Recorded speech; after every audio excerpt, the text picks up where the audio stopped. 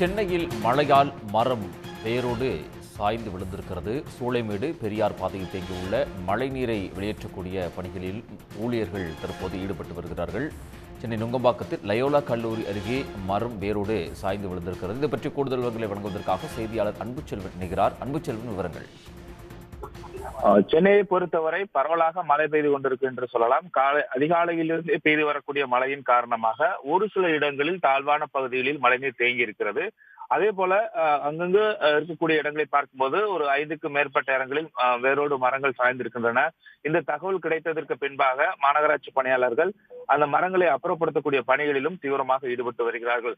குறிப்பாக அதிகபட்சமாக பார்க்கும்போது சென்னை ஒக்கியம் துறைப்பாக்கத்தில் 21 சென்டிமீட்டர் அளவில் கனமழை பெய்திருக்கிறது.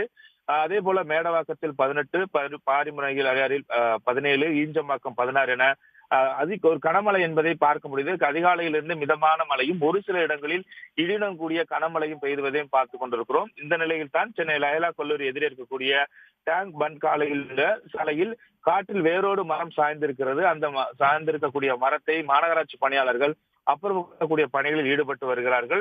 இதே போலதான் அங்கங்க இருக்கக்கூடிய சுரங்கப்பாதை, குறிப்பாக சென்னையில் இருக்கக்கூடிய 20 சுரங்கப்பாதைகளிலும் வழக்கம் போல் செயல்பட்டுக் கொண்டிருக்கிறது. வாகனங்கள் சென்று கொண்டிருக்கின்றன. ஏனென்றால் மழைநீர் எதுவும் அந்த சுரங்கப்பாதைகளில் தேங்கவில்லை.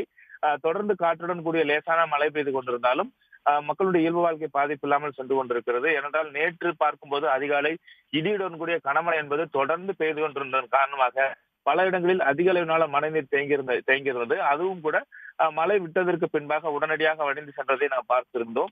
இந்த நிலையில் தான் இன்று சென்னையில் பரவலாக மழை பெய்து கொண்டு வரக்கூடிய நிலையில் ஒரு சில இடங்களில் தாழ்வான பகுதிகளில் மழைநீர் தேங்கியிருப்பதோடு மரங்களும் வேரோடு சாய்ந்திருக்கிறது. அந்த மரங்களை அப்புறப்படுத்தக்கூடிய பணிகளையும் மாநகராட்சி பணியாளர்கள் தீவிரமாக மேற்கொண்டிருக்கின்றார்கள். உடனுக்குடன் செய்திகளை தெரிந்து கொள்ள சன் நியூஸ் பெல் ஐகானை கிளிக் பண்ணுங்க.